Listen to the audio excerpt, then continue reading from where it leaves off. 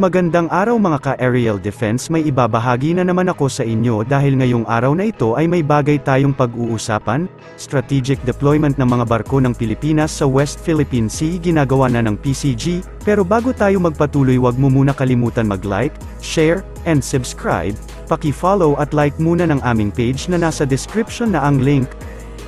Ang Philippine Coast Guard ay nagpapatupad ng strategic deployment ng kanilang mga sasakyang pandagat sa paligid ng Scarborough Shoal, na kilala rin bilang Panatag Shoal o Bajo de Masinloc.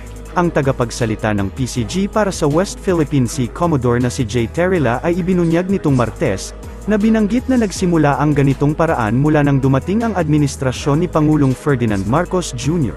Sa ngayon, ang PCG ay nakapag-angkla ng mga sasakyang pandagat mga 300 metro mula sa shoal.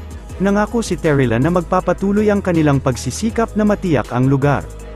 Ginagawa na namin itong strategic deployment ng aming mga Coast Guard vessels mula pa noong bagong administrasyon, aniya sa isang panayam.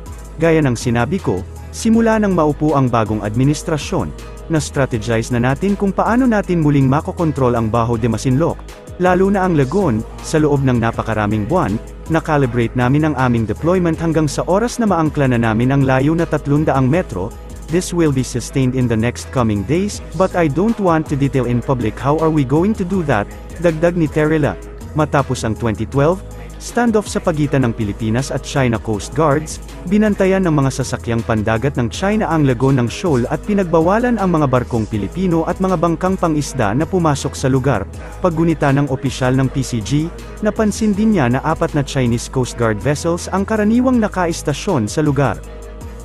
Meron kami, ngunit maaaring hindi ito mapanatili ng ganoon katagal. Sa loob ng 3 linggo o 1 buwan, dahil ang 4 na sasakyang pandagat na ito ay maaaring manatili doon mula 3 linggo hanggang 5 linggo hanggang sa susunod na pag-ikot ng isa pang barko ng Chinese Coast Guard, sabi niya. Noong ika-22 ng Setyembre, naglagay ang China Coast Guard ng humigit kumulang 300 metro ang haba na floating barrier malapit sa Scarborough, habang ang PCG at koanihan ng mga tauhan ng pangisdaan ay lumalapit sa lugar habang nagsasagawa ng routine patrol. Nang maglaon, inalis ng mga miyembro ng PCG ang harang sa utos ng Pangulo. Nauna nang ibinunyag ng mga mangingisdang Pilipino na ang populasyon ng higanteng kabibe sa Scarborough ay nauubos na habang napakaraming corals ang dinudurog umano ng mga mangingisdang Tsino.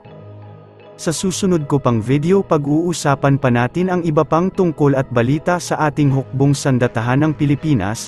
Paki-follow at like muna ng aming page na nasa description na ang link. Pwede ka ring manalo ng pera or load dito kapag ikaw ay naging top fan nito at napili. Huwag mo na rin kalimutan mag-like, share, and subscribe. Pindutin mo na rin ang bell para updated kayo sa aking mga video. Maraming salamat po.